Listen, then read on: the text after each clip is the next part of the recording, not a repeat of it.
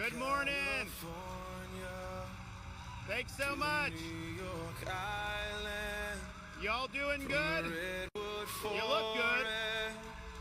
Very punchy.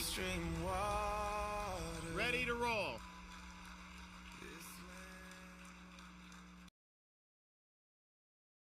State of Florida. We're proud to be ranked #1 in economy, #1 in education freedom, higher education, all these things. But I will tell you without a shadow of a doubt, we are #1 for homeschooling families of all 50 states by a country mile.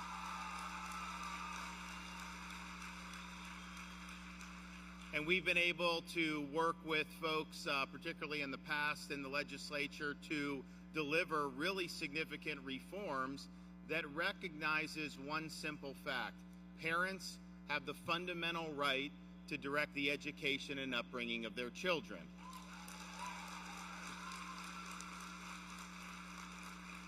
And that's something that is a principle that applies to a whole host of different issues that we see. For example, it applies to our enactment of universal school choice.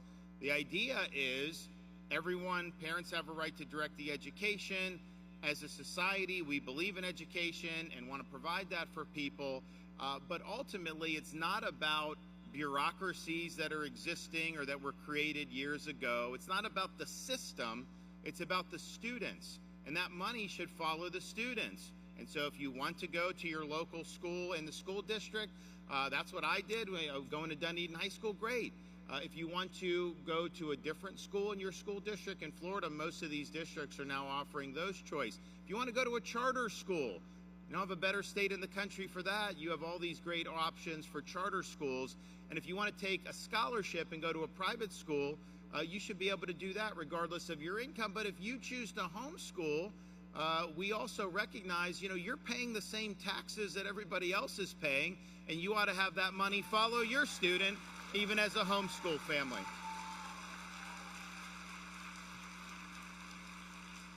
So that's first thing. The second thing is we've had some battles in Florida over the years on what role parents play in the education of our children, particularly with things like curriculum.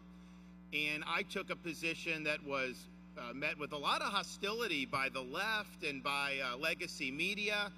You even had a lot of weak Republicans that weren't willing to stand with me back then. But basically, I said, in the state of Florida, as a parent, you have a right to send your kid to school without having the teacher tell them that they can change their gender, that they were born in the wrong body. That's just the way it is. So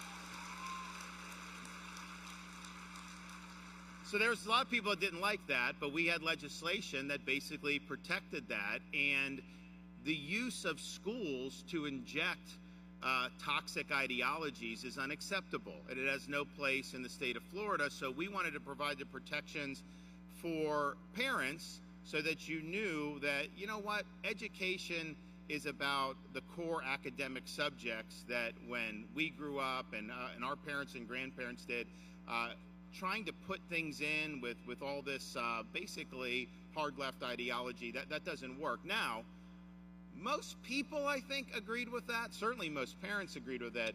Not very many people in the media agreed with it. Obviously people on the left. And we even had a company down the road from here who did not agree with that. And so we had to get into the tussle there. But, a lot of people said that because they were the most powerful company in Florida, that when they opposed something, that somehow you just had to wilt and not stand up for what's right. And that may have been true in the past. That's not how we roll in Florida under my watch. We're going to stand up for what's right.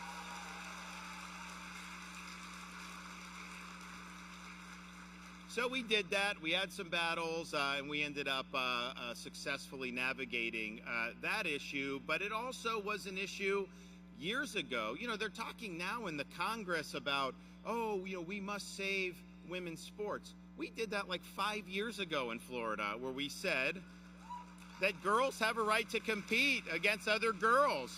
I'd have some guy come in and win the championship. How is that fair? And I've got two daughters and a son, and I want them all to have opportunities. And you think about it, these swimmers were training their whole lives to be able to compete in high school and college.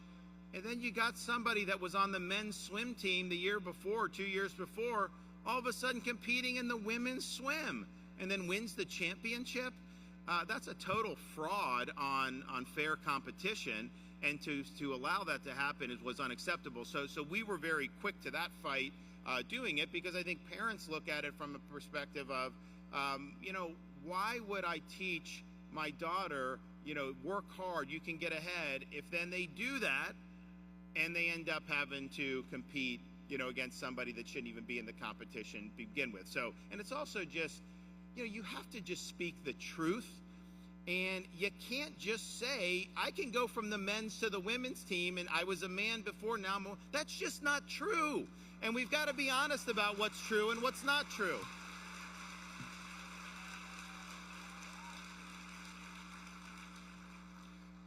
One of the things, so we've been very much standing with parents about, we don't want the nonsense in the classroom. So you have the ability, and if you're in, like, your kid's in a public school, you can look at the curriculum, and there's stuff that they try to jam in there that is just totally inappropriate. And so we've worked really hard. We're doing even more to make sure that goes. And obviously when you homeschool, you're taking that power solely into your own hands. And a lot of people homeschool because even with great reforms, they want to be the ones that leave the imprint on their kids. I mean, you think about it, you send your kid even to a great school, that's huge numbers of hours of the day that they are being shaped in some ways by people that are not their parents. And that can sometimes be good. Don't get me wrong. I'm not saying they're bad. But I know a lot of the parents at homeschool are like, wait a minute, this is my responsibility. We want to make sure we're instilling the appropriate values. We don't want there to be any static in that. We don't want there to be any ambiguity. And what a school may offer may just be a little bit different than what you want to offer. And I think that's something that, a lot of parents have told me over the years, especially as so much of education has just gone off the rails around the country. It's crazy what's happened. You go to like California, oh my gosh, we don't even want to talk about that with education. They've also got some other problems. I mean, I was able to do this debate with the governor of California, I think it was like a year or two ago, and he was trying to argue with a straight face that California had lower taxes than Florida. Now, I don't care if you're the biggest supporter of California. Nobody believes that. They have the highest income tax in the state. We have no income tax. They have, we only rely on sales tax, basically, and they have a higher sales tax than Florida. So you can't make that up. But one of the things that I think we pointed out there is this ideology that we've seen even in the education, and it infects other parts of society. So how they've handled like crime and homelessness has just been totally outrageous. You could go in and steal $999 from a store, and they would say, well, if you don't do 1,000, then there's nothing we can do. Who the hell thinks that makes any sense to do?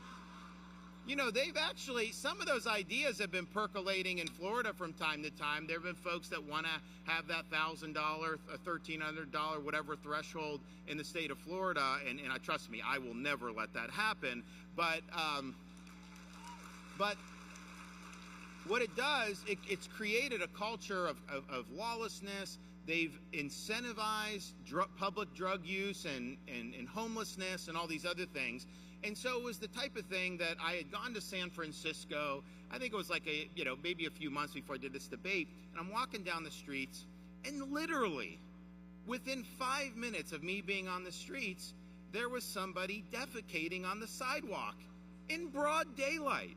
And I'm like, this is crazy. And sure enough, it was such an epidemic that somebody created an app where anytime people saw this feces on the streets, they could plot it on the map.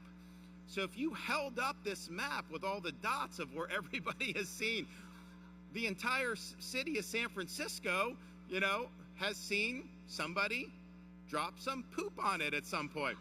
So you have that map, and it's just thinking to myself, like, how would that possibly be acceptable? But it's the ideology that goes into it. So this permeates more than just education. We see it, quite frankly, in fighting the ESG and some of the things we fought with corporate America, where they want to jam things like climate ideology in through the economy without your consent, without your participation. And we really, more than anyone, Florida has been responsible for nuking ESG. It's basically dead because of what we've done. So,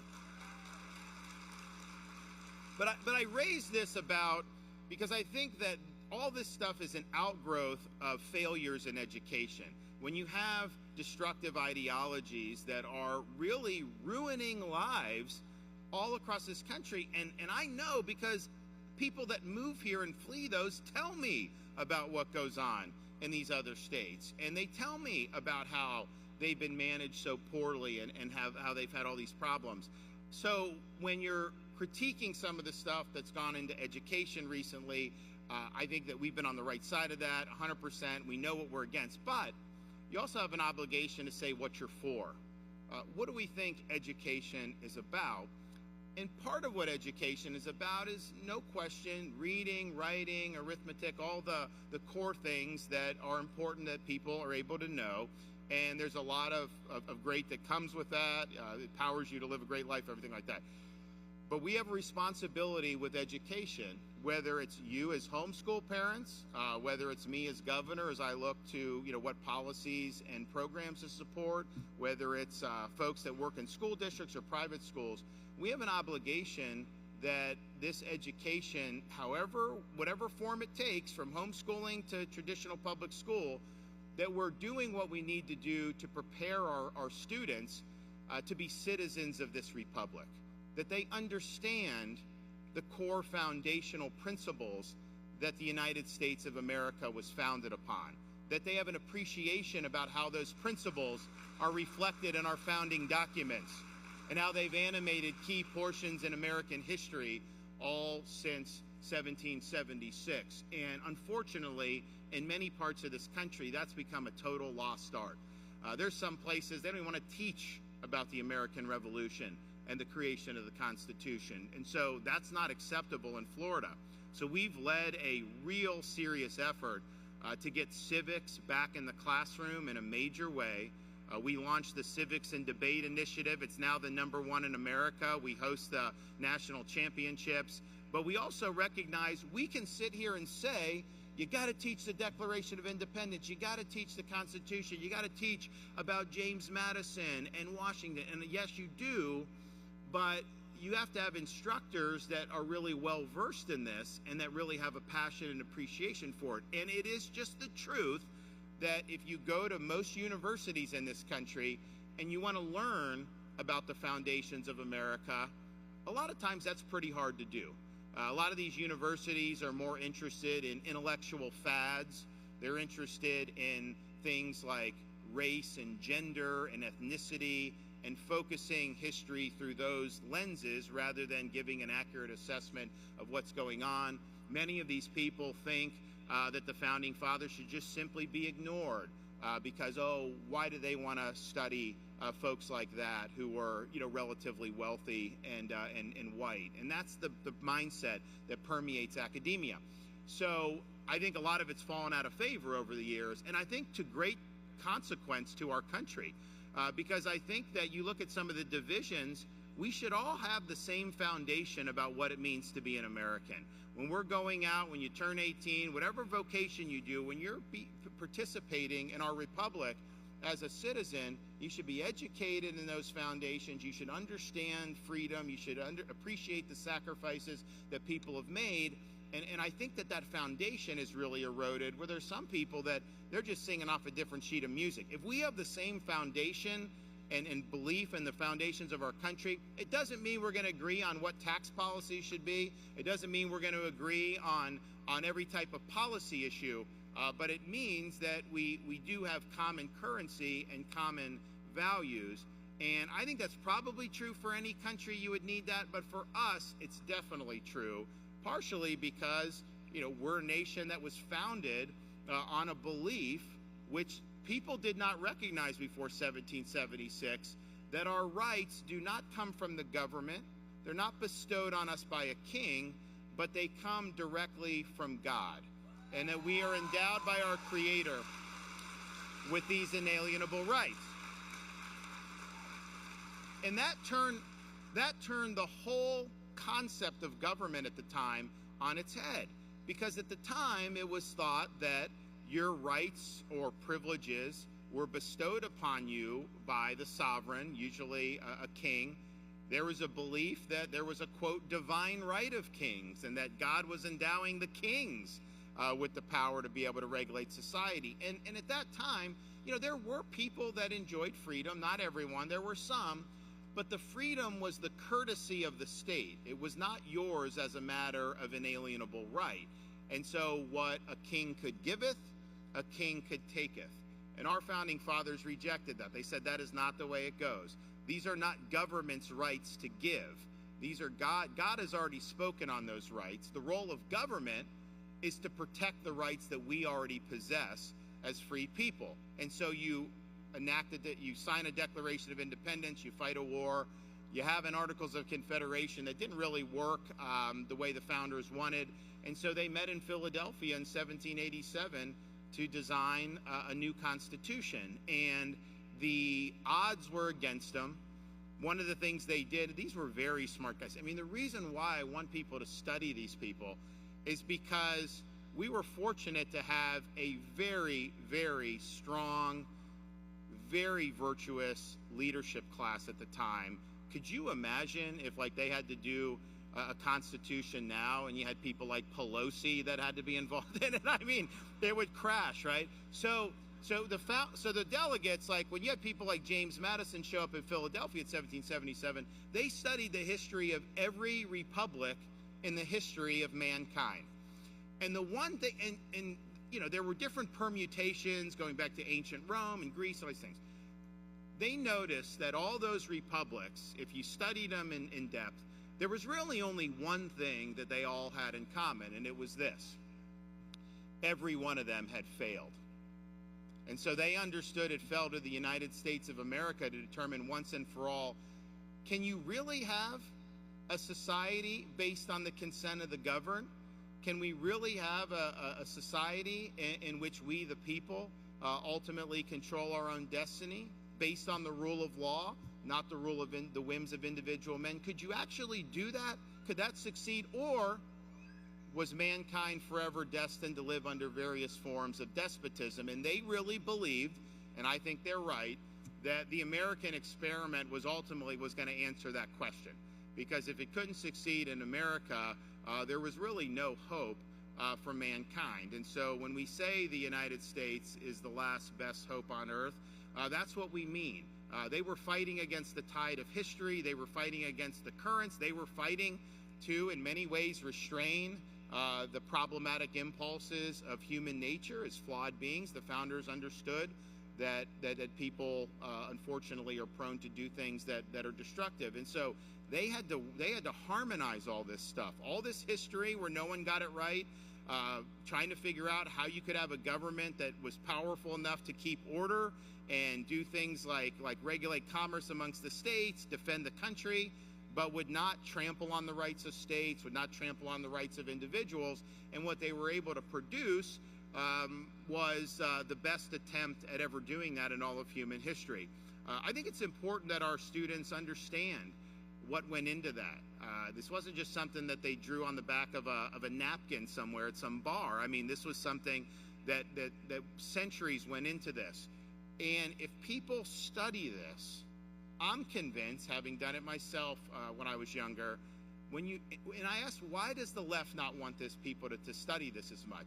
And I think it's because when people study this, when they read what the founders did, when they follow these debates that they had, whether it's in Philadelphia or other places, the ratification, the Bill of Rights debates, all these things that happen, these ideas are powerful.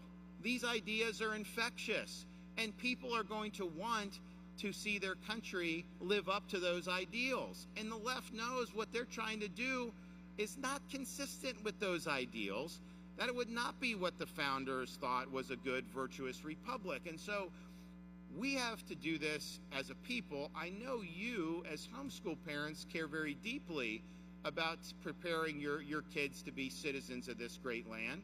I know as governor, I think it's essential that our students are able to graduate with a working knowledge of American civics and American history. And if we don't have that, this stuff is just going to continue to fray, and ultimately we're not going to be successful as a people. So you're playing a vital role, not just in what you're doing for your family, but I really believe in the preservation of American liberty in this great republic. So you have a lot of power to shape this in a positive direction. Final thing I'll say, we also have power. You look at like Washington, all this stuff. We have power as people to hold Congress accountable, to change the trajectory of how they behave.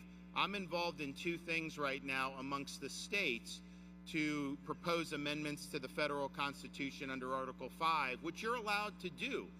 Congress can propose, the states can propose. 3/4 of the states have to ratify either way. But I believe we're never going to get the country back on track unless we change the behavior of the people that are in Congress. And to do that, you need term limits for members of Congress.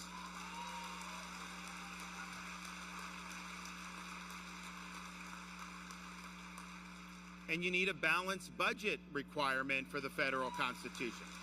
So, and don't tell me it can't be done. In Florida, we have term limits for our state legislators. I'm telling you, people can say there's things that aren't as good, and there's always pluses and minuses, but we are much better off having term limits, even when we have folks that aren't doing a good job. I'd rather have that than have entrenched politicians in there for 20 or 30 years. I would not have been able to get done all that we've gotten done. I mean, think about what we've done. We banned sanctuary cities. We're requiring state and locals to help the feds with immigration enforcement, the deportations. We did the anti-woke, we banned DEI, first state in the country to do it. On and on it goes. You look at all the stuff we've done. I can sit here for a long time and do it. I don't think we would have been able to get that done if we didn't have term limits. So I think Florida shows that's good. In the last 6 years, we've been more productive than any state in modern American history, and we're proud of that. But also look at the financial. So when I became governor, we had, if you look when I became governor till today, all the debt in the history of Florida, 180 years, we've paid off 41% of it just in my tenure. And so that's running surpluses and then paying off debt that was incurred in previous years. We've run big budget surpluses. We've almost quadrupled the state's rainy day fund, and we're spending less today in this current year than we did in the previous year. So you have a budget that's actually reduced spending. We have the second lowest per capita spending of any state in the United States, and we have the lowest number of state government workers per capita of any state in the United States. And so I tell people, Florida was Doge before Doge was cool.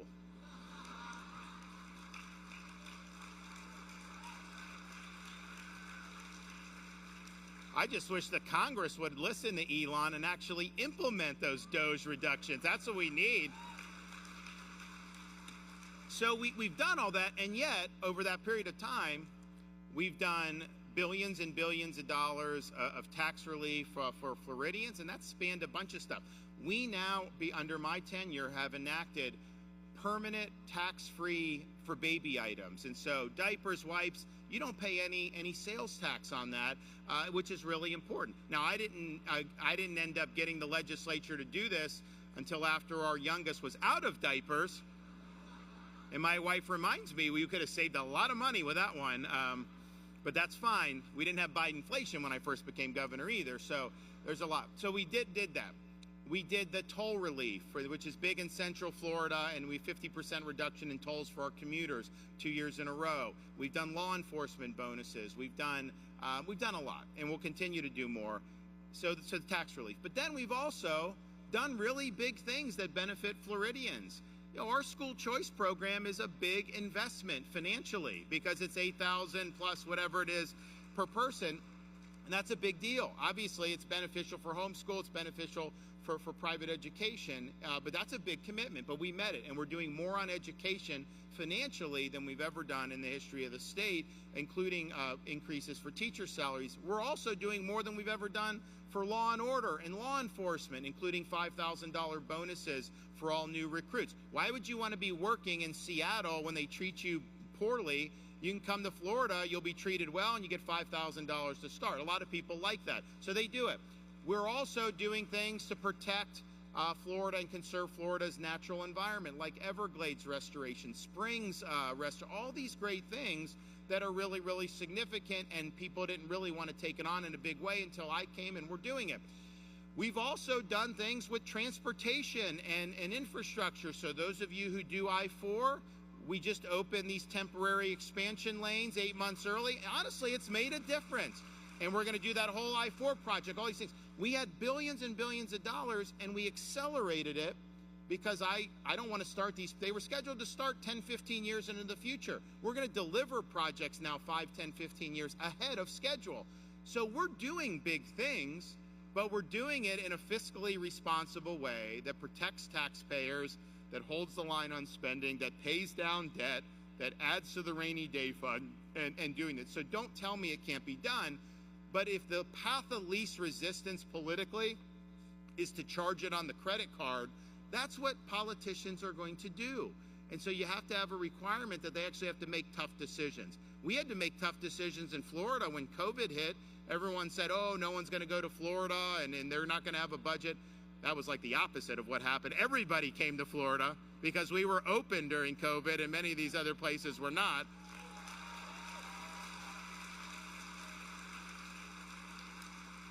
So it can be done, and I've been working with other states. Florida's already certified both of these.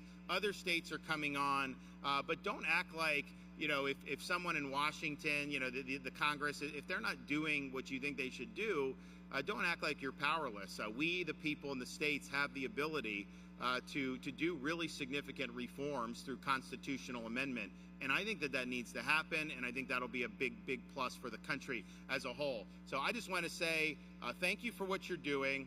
I think that as important as the education is, I think it's a broader issue that you're supporting of vindicating parental rights and making sure that the students that are growing up in Florida, the kids that are growing up in Florida, yes, prepare them to go to college or to go to a job or all that, but no matter what pathway you take, you will be called upon to be citizens of this republic.